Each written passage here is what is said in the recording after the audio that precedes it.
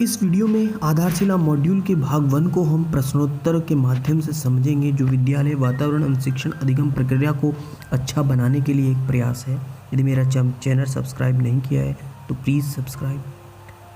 बच्चे सबसे अधिक कहाँ सीखते हैं? बच्चे अपने घर परिवार में अपने बड़ों को देख सुनकर उनके साथ मिलजुल कर बहुत कुछ सीखते रहते हैं। इसके अलावा उनको अपने साथियों के साथ खेलना बहुत पसंद होता है। वह भूख प्यास कर घंटों खेलते रहते हैं। इन खेलों के दौरान भी बहुत कुछ सीखते हैं। बच्चे घर परिवार और खेलों से सबसे अधिक क्यों सीखते हैं? बच्चे घर परिवार के वातावरण और अपने खेलों के माध्यम से सबसे अधिक सीखते हैं, क्योंकि उनमें कई गुण स्वाभाविक रूप से निहित होते हैं, जैसे सहजता, सरलता। खेलों में तनाव और दबाव की बजाय आनंददायक माहौल होता है। बच्चे खेलों से कौन कौन से गुण सीखते हैं? आपसी सहयोग, समूह के साथ कार्य करना, सबकी भागीदारी, टीम के रूप में एक दूसरे को सर्वोत्तम प्रदर्शन करने के लिए भरपूर मदद देते हैं। चुनौती और जीतने की इच्छा भी बच्चे खेलों से ही सीखते हैं, जो सीखने के लिए बहुत आवश्यक है।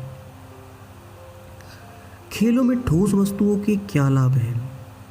बच्चे खेलों के दौरान विविध प्रकार की ठोस वस्तुओं के साथ अनुभव करते हैं, उनका अलग अलग तरह से जमाते हैं, उनका रूप बदलते हैं। इस प्रक्रिया से उनकी सभी ज्ञानेंद्रियां सक्रिय होती हैं, जिससे उनका सीखना अधिक हो जाता है या बढ़ जाता है। यानी कि ये रियल ऑब्जेक्ट का काम करती हैं ठोस वस्तुएं। सीखना कैसी प्रक्रिया है? सीखना एक चरणबद्ध प्रक्रिया है। सीखना हमारे अंदर होता है। यह कोई ऐसी प्रक्रिया नहीं है जिसमें लेने देने जैसी कोई बात हो। सीखना स्वयं से होता है।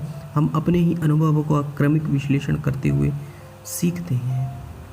सीखने में कितने चरण होते हैं? 4 चरण होते हैं। एक्सपीरियंस, किसी रोचक और चुनौतीपूर्ण क्रिया में भाग लेकर अनुभव प्राप्त करना। रिफ्लेक्शन, किए गए कार्यों के बारे में सोचना, विश्लेषण करना। विविध प्रकार के सवाल, परिस्थितियों के माध्यम से चिंतन और विश्लेषण या रिफ्लेक्शन आता है। नंबर 3, एप्लीकेशन, यानी कि जो हमने चिंतन और अनुभव किया है उसका प्रयोग, अभ्यास स्वयं करना, विविध तरीकों से करना, एप्लीकेशन है। कंसोलिडेशन, यानी कि निष्कर्ष और समेटना, यानी कि इससे पहले वाले जो 3 चरण हैं उसमें वो अनुभव, वो चिंतन और वो अनुप्रयोग हम कंसोलिडेशन में करते हैं, निष्कर्ष निकालते हैं, नतीजे निकालते हैं और सीखते हैं। सीखना एक चक्रीय प्रक्रिया है। कैसे? सीखना सीधी रेखा में नहीं होता। सीखने की इस पूरी प्रक्रिया को हम इस चक्र से समझ सकते हैं। एक्सपीरियंस, रिफ्लेक्शन, एप्लीकेशन, कंसोलिडेशन, ये चक्रीय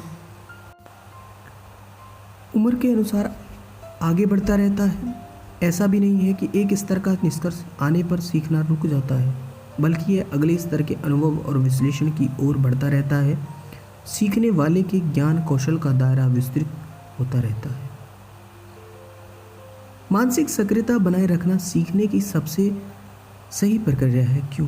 क्योंकि मानसिक सक्रियता सीखने का संकेत है, जिससे बढ़ाना और उसमें अधिक पैनापन लाने की आवश्यकता है।